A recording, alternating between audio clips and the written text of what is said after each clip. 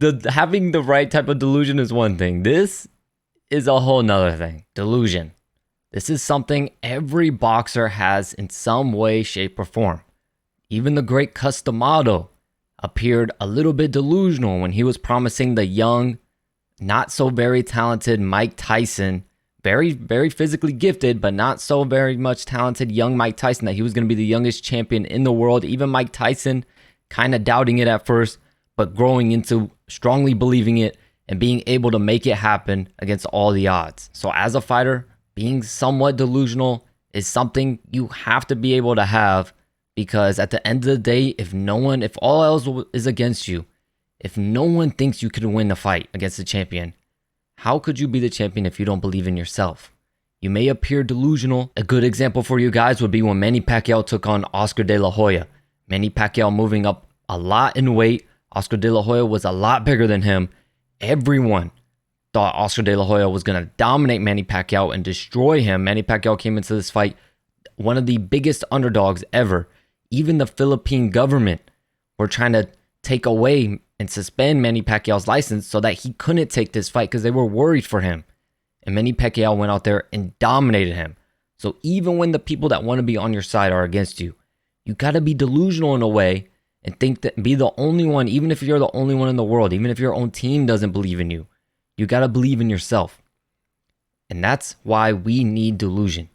But Claressa Shields has taken this to a whole nother level. This is a case where I think it's gone a little bit too far. So she put out a tweet saying, "I'll fight Keith Thurman at 154, so serious. All the respect in the world to him. I just think I can outbox him." Now this,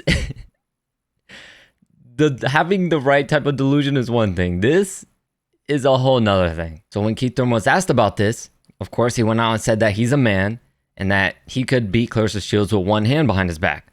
So Claressa responds. She says, at Keith Thurman Jr., you are hilarious. Yes, you are a man and a one-time champion, but you are not good enough to only use one hand on me. Now for charity or raising money for a foundation, we can definitely do it. I'll come in at 162. I'm actually bigger than you and taller. So Claressa does seem a little bit serious about this, but let's be real, you guys. Do we really think Claressa Shields would have a chance against someone like Keith Thurman? Claressa Shields, a multi-time world champion, 2-time Olympic gold medalist, but her record, it shows for itself. She's 14-0 with only 2 knockouts. So she doesn't clearly have the punchy power. So clearly, and she knows this, she has said that, the power is obviously going to be on Keith Thurman's side, but she just thinks she can outbox him. What I would like to know is how many rounds in the round timer, because if this is going to be 3-minute rounds, you're going to be fighting. We're looking at a 10-round fight here. So if this is going to be 3-minute rounds, you're looking at 10 more minutes of fighting. That is a good amount of time. But then you say, all right, well, Claressa Shields spars and trains, 3 rounds. Then why shouldn't she fighting for 3 rounds? But it's different when you're in the fight. And as a fighter, Claressa Shields should know this. Fighting for 10 more minutes is going to be completely different. It's going to be a whole nother feel. And at the end of the day, yeah, you think you might be able to outbox this guy. But when those rounds get later on and Keith Thurman starts touching you, Keith Thurman is no slouch. He's 30-1 with 22 knockouts. 22 professional knockouts. So when those later rounds start coming up and you start getting tired and Keith Thurman is looking a little bit more fresher than you just because he's used to fighting this amount of time and he starts touching you up and catching you on the chin, it is not going to feel good. It is going to hurt bad. And to be honest, Claressa Shields of all people should understand that your height and your size doesn't matter. Look over the weekend. Look what Terrence Crawford just did to Errol Spence. Errol Spence being the bigger guy. Yeah, Terrence Crawford put on some size and some weight, but Errol Spence was definitely the bigger guy. And Terrence Crawford, look what he did to him. Size doesn't matter. Manny Pacquiao's whole career. I can't remember off the top of my head a time where Manny Pacquiao was the bigger fighter. So Manny Pacquiao's whole career, he fought guys bigger than him. So I don't see where she thinks she could do this and win this. I'm sorry to say, but the men are just faster. They're stronger. They're more athletic. Yeah, I've seen Claressa Shields fight, and she does let her hands go a lot.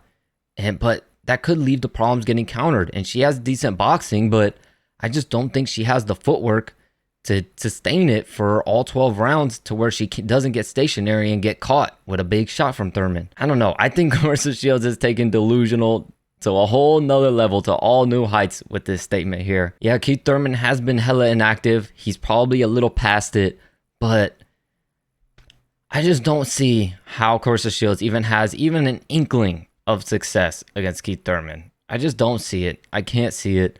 And there's a reason why someone like Amanda Nunes, yeah, she's a 135-pound champion, but there's a reason why she's not calling out someone like TJ Dillashaw, for example, or those guys at 135. Yeah, they might look smaller, they might be a little smaller, but it's different. They move different. They're quicker. They're stronger. It's just a completely different. And yeah, Claressa Shields might spar against men that are pros and world champion men that are pros, but it's different. It truly is different than when you're actually in a real fight. And we all know this. And it's funny because Claressa Shields, she definitely knows it too. She definitely knows it too. So I don't know why she came out with this statement.